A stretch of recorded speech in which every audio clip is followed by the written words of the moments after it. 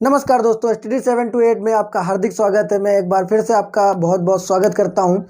आज हम लोग पॉलिटी का एक चैप्टर है जिसका नाम है मौलिक कर्तव्य, उसको पढ़ने वाले हैं। ठीक है, तो इसको बिल्कुल डिटेल में पढ़ेंगे। अब पहले तो हम लोग ये समझेंगे कि मौलिक कर्तव्य है क्या, कब आया, इन सब के बारे में आसानी से समझेंगे। जैसे देखिए, आप घर में रहते हैं, ठीक, तो आपको घर में कुछ अधिकार प्राप्त होते हैं। कुछ अधिकार प्राप्त है, जैसे आप घर के अगर सदस्य हैं तो आप खाना खा सकते हैं, या आप घर से अपने माँ बाप से पैसे वगैरह मांग सकते हैं, या लोगों की तरफ से आपको कोई ना कोई अधिकार दिए जाते हैं, या उनके पैतृक संपत्ति पर आपका अधिकार होता है। उसी प्रकार आप अगर घर में रहते हैं तो आपके कुछ कर्तव्य भी होते हैं। जैसे अगर घर का कुछ काम है तो उसमें आपको साथ देना पड़ता है, ठीक है, माँ बाप की सेवा करनी होती है, ये सब कुछ कर्तव्य होते हैं। उसी प्रकार देश के लिए भी हमारे कुछ कर्तव्य दिए गए, हमारे कुछ नागरिकों के कुछ कर्तव्य हैं जो देश के लिए हैं, उनको मानने चाहिए। तो सबसे पहले हम लोग आज पढ़ने वाले हैं मौलिक कर्तव्य। ठीक है, मौलिक कर्तव्य इसको पढ़ेंगे। इसको बोलते हैं फंडामेंटल ड्यूटीज। ठीक है, तो ये फंडामेंटल ड्यूटीज हैं जो कि हमें फॉलो करनी होती हैं अपने देश के लिए। ठीक है, तो सबसे पहले समझेंगे कि ये कब आया, कहाँ से आया। आपको अगर थोड़ा सा याद हो तो इंदिरा गांधी जी ने, प्रधानमंत्री जो थी इंदिरा गांधी जी, उन्होंने 1975 ईस्वी में 1975 में क्या किया था कि आपातकाल लगाया था। तो 1975 के बाद 1976 में 42वां संविधान संशोधन हुआ। ठीक है, 42 अमेंडमेंट्स हुआ, 42वां संविधान संशोधन हुआ। ठीक है, 1976 में इसके तहत क्या किया गया कि मौलिक कर्तव्य जोड़े गए।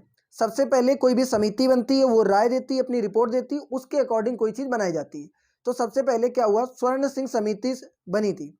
स्वर्ण सिंह समिति बनी थी, आपके मौलिक कर्तव्य से रिलेटेड थी, मौलिक कर्तव्य से संबंधित स्वर्ण सिंह समिति बनी थी। ठीक, तो इसने क्या किया था कि इसने 8 प्रावधान दिए थे कि ये मौलिक कर्तव्य होने चाहिए। तो उसमें से हम लोगों ने 8 तो वो माने, 7 में 1-2 नहीं माने, और अपनी तरफ से कुल 10 मौलिक कर्तव्य माने गए। जो 42वां संविधान संशोधन हुआ था, 42वां, ठीक है, संविधान संशोधन, संविधान संशोधन, संशोधन।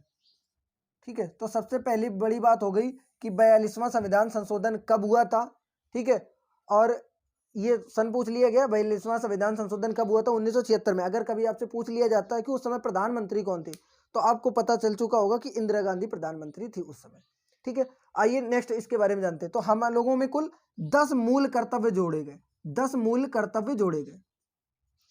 तो मूल कर्तव्य कितने थे, 10 मूल कर्तव्य थे। ठीक है, 10 मूल कर्तव्य थे। फिलहाल में 11 हैं, लेकिन पहले हम लोग 10 पढ़ेंगे, उसको बाद में एक और जो जोड़ा गया था नया वाला, उसको भी थोड़ा डिटेल में पढ़ेंगे, उससे ज्यादा क्वेश्चन बनने के चांस होते हैं।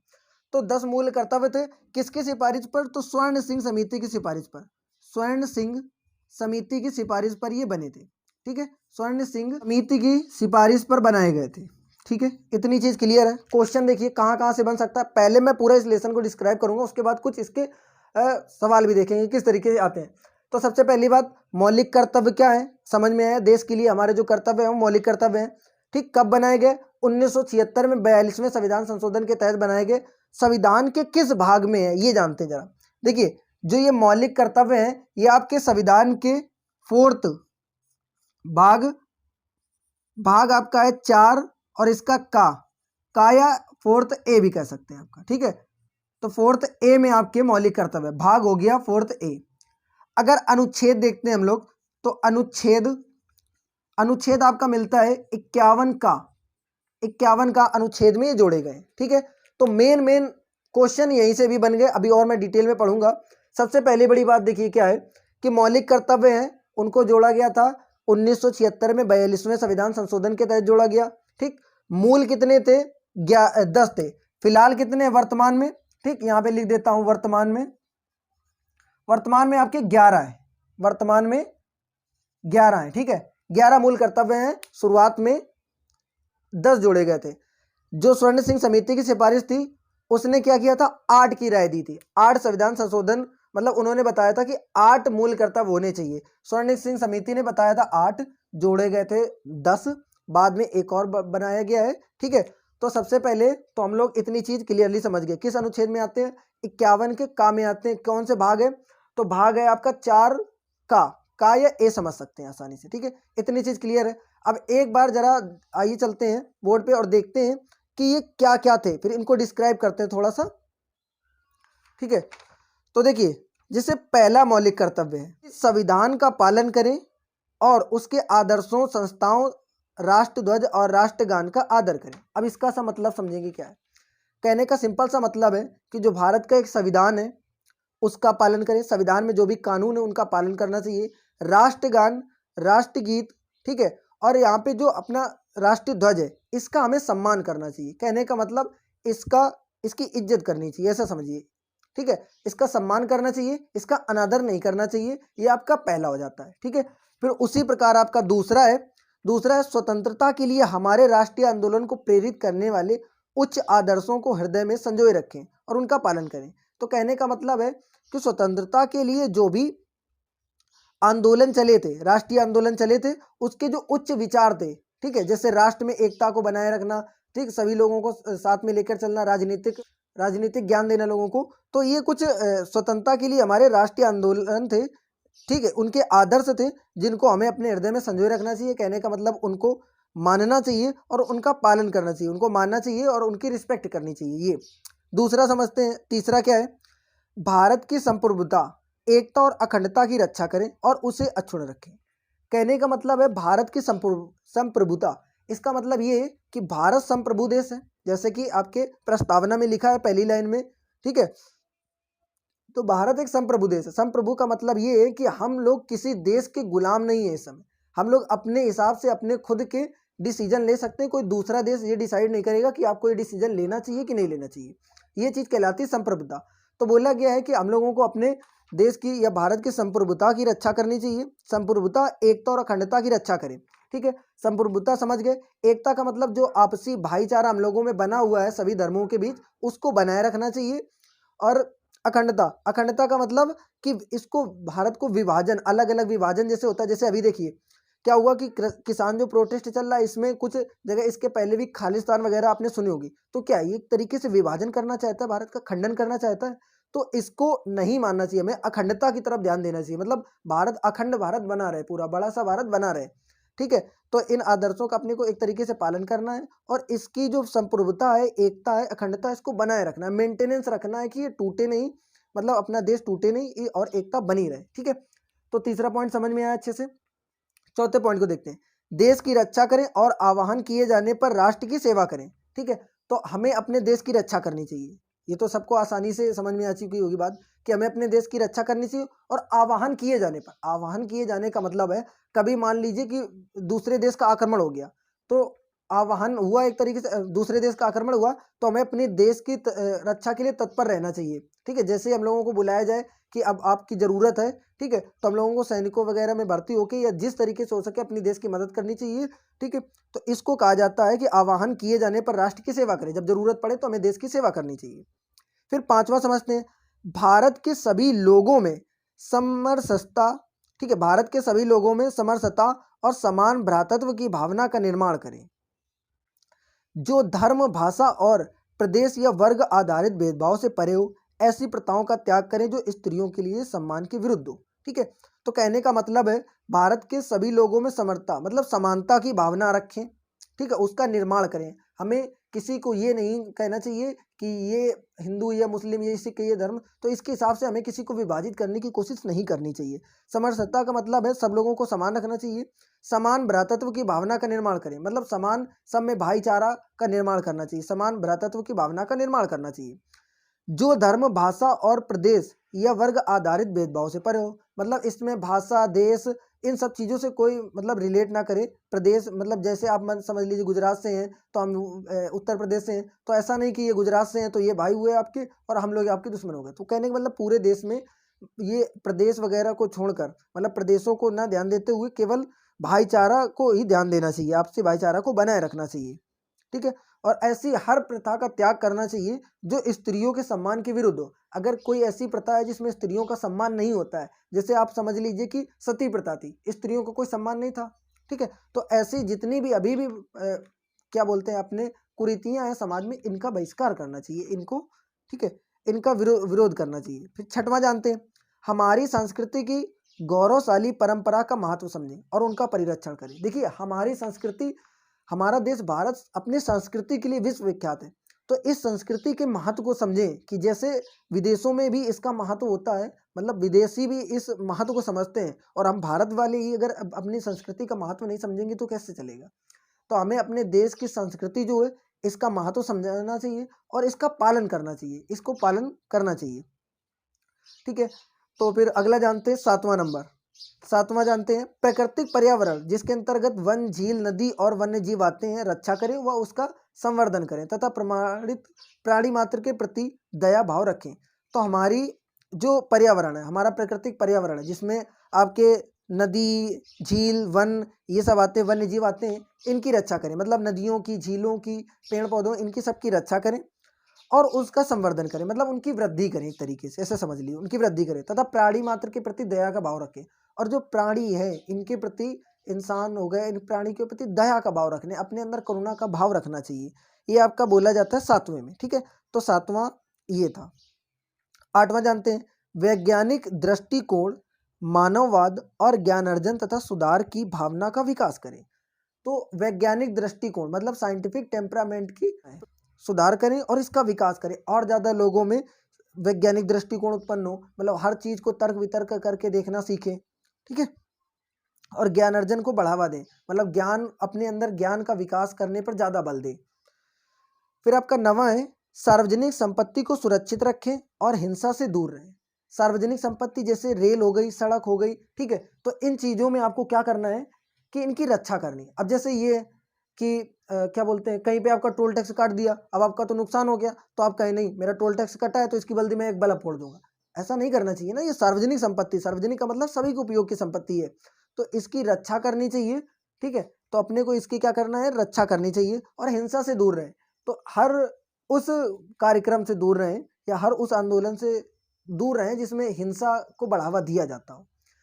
जैसे फिलहाल अभी देख सकते हैं दिल्ली हिंसा हुई थी, उसमें क्या था, उस तरीके की हिंसा से हमें दूर रहना चाहिए जिससे देश को और देश की छवि बिगड़े और लोगों का नुकसान हो। फिर 10वां समझते हैं, व्यक्तिगत और सामूहिक गतिविधियों के सभी क्षेत्रों में उत्कर्ष की ओर बढ़ने का सतत प्रयास करें। इसका मतलब ये है, जैसे व्यक्तिगत हो गया, ये सामूहिक। व्यक्तिगत मान लीजिए कि दीपा कर्माकर है, जैसे व्यक्तिगत क्या है कि वो एक है, तो वो क्या कर रही हैं कि अपना अच्छा से अच्छा प्रदर्शन कर रही हैं जिससे क्या हो कि देश को नई ऊंचाइयां प्राप्त हों, देश का गौरव बढ़े और नई ऊंचाइयां प्राप्त हों। और सामूहिक गतिविधियां मतलब सब लोग मिलजुल के जो देश के लिए काम करते हों, जैसे कोई संस्था हो गई, जैसे कोई भी रॉ वगैरह संस्था हो गई, या ऐसा समझ लीजिए कि जैसे पूरी क्रिकेट टीम है, इसका क्या है, ये एक तरीके से सामूहिक गतिविधि कर, सब लोग मिल बांट के गतिविधि करते हैं और देश का गौरव बढ़ाने की और उसको नई ऊंचाइयों पर ले जाने का प्रयत्न करते हैं। ठीक है, तो इसको भी हम लोगों को करना चाहिए।